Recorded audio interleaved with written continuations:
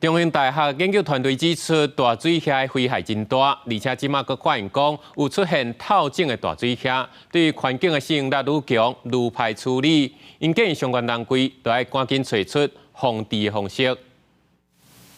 一阵搁一阵的大水虾伫电火边仔咧飞，数量看起来真惊人。逐摆若落雨的季节，民众就定定看到即款的景象，也烦恼大水虾数量愈来愈侪。毋过，中兴大学研究团队指出，台湾都市地区危害上大的两种大水虾，已经借着透镜生出新一代的大水虾，就伫咧台湾的自然环境当中。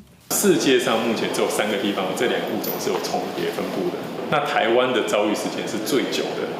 因为革色甲白在台湾1911年就有发现，所以如果杂交的事件会发生的话，那很可能就发生在台湾。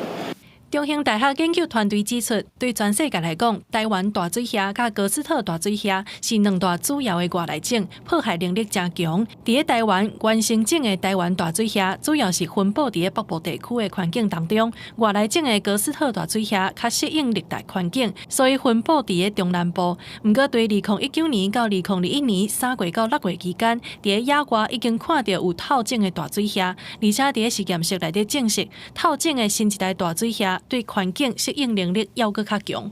这个杂交的族群呢，会比纯种的多1倍。它原本是一个是比较偏冷的环境，一个是比较偏热的环境。